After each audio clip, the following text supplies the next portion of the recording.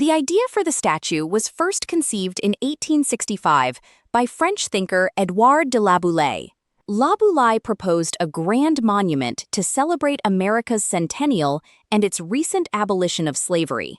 Young sculptor Frédéric Auguste Bartholdi was deeply inspired by this ambitious and noble proposal. Bartholdi began designing a colossal statue of a robed woman representing Roman liberty. She holds a brilliant torch high in her right hand, enlightening the world. Her left hand cradles a tabula ansata, inscribed with July 4, 1776, in Roman numerals. Broken chains lie hidden at her feet, symbolizing a nation free from oppression and tyranny. The statue's serene face is widely rumored to be modeled on Bartholdi's own mother. Bartholdi traveled to America to promote the project and search for the perfect location. He chose Bedloes Island in New York Harbor, where every arriving ship must pass. Back in France, Bartholdi teamed up with the brilliant engineer Gustave Eiffel for structural support. Eiffel designed an innovative iron pylon and a flexible skeletal framework to support the weight. This ingenious framework allows the copper skin to move independently during strong harbor winds.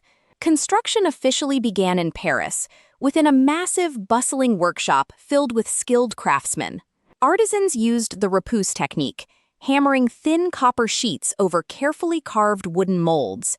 The sheer size of the statue required hundreds of dedicated workers over several years. Fundraising in France relied heavily on lotteries, public concerts, and enthusiastic citizen donations. However, in America, fundraising struggled significantly to pay for the massive stone pedestal. Joseph Pulitzer stepped in, using his newspaper, The World, to save the failing project. He promised to print the name of every single donor, no matter how small the gift. Over 120,000 ordinary people donated, with most giving less than a single dollar to help. The pedestal was designed by the prominent American architect Richard Morris Hunt in classical style. Hunt chose a star-shaped design that incorporated the walls of the existing fort wood. Construction of the sturdy granite pedestal finally began on the windswept shores of Bedloes Island. Massive granite blocks were carefully laid over the old fort's walls to support the colossus. Meanwhile, the statue was fully assembled in Paris to ensure every piece fit perfectly. It was temporarily showcased to the Parisian public, which successfully boosted the final fundraising efforts. Once complete, the towering figure was carefully taken apart into exactly 350 individual pieces. These pieces were tightly packed into 214 heavy wooden crates for the transatlantic journey. The French frigate Isère safely transported the precious crates across the vast Atlantic Ocean. The ship arrived in New York Harbor to a massive, jubilant welcome from the city. The heavy crates were unloaded and transported directly to the construction site on Bedloes Island. Workers began the dangerous job of reassembling the statue piece by piece high on the pedestal. They riveted the copper sheets together, suspended in scaffolding hundreds of feet above the harbor. The magnificent gold-leafed torch was completed and carefully added to the statue's raised right hand. The statue was finally finished and completely ready for its highly anticipated grand unveiling. On October 28, 1886, a massive, festive parade was held through the streets of New York. Thousands of excited spectators lined the sidewalks to celebrate this historic and joyful occasion. A spectacular maritime parade took place in the harbor, featuring dozens of beautifully decorated boats. President Grover Cleveland presided over the official dedication ceremony, addressing the massive gathered crowd. Bartholdi pulled a rope to drop the large French flag, revealing the statue's beautiful face. The crowd erupted in deafening cheers as the magnificent Lady Liberty was finally revealed. Cannon fire and ships' whistles echoed loudly across the harbor in a thunderous celebration. The statue quickly became a welcoming beacon to millions of immigrants arriving by sea. Poet Emma Lazarus wrote the famous sonnet, "The New Colossus," to help raise funds. The poem includes the iconic lines welcoming the huddled masses yearning to breathe free. In 1903, a bronze plaque bearing her inspiring poem was placed inside the pedestal. Over the decades, the beloved statue has undergone various important restorations and necessary structural changes. The original torch was replaced in 1984 with a new, beautifully redesigned gold-leafed version. The original historic torch is now proudly displayed in the nearby Statue of Liberty Museum.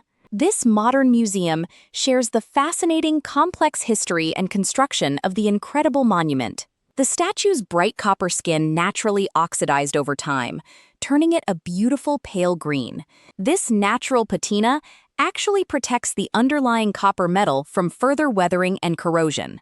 Lady Liberty has stood tall and proud through 2 world wars and countless historical events. She has quietly witnessed the incredible growth of New York City into a global metropolis. Today, millions of curious tourists visit Liberty Island every single year to see her up close.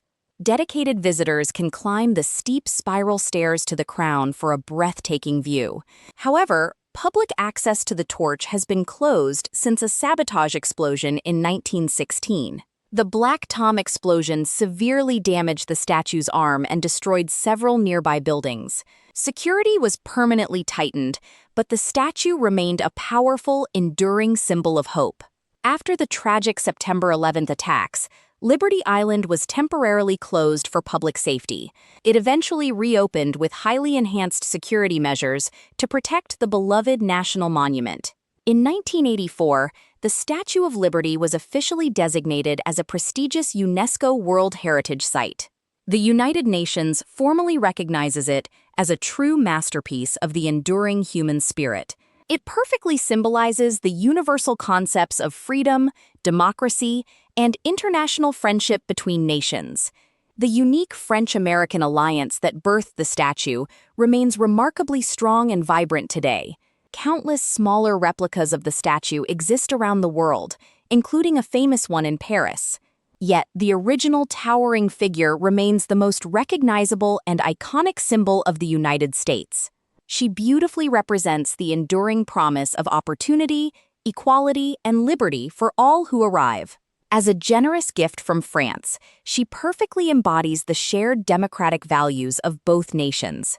Her brilliant flame continues to shine brightly every night, lighting up the dark New York skyline. Generations of hopeful Americans continue to look to her as a guiding light in dark times. The incredible story of Lady Liberty is a lasting testament to human collaboration and bold vision.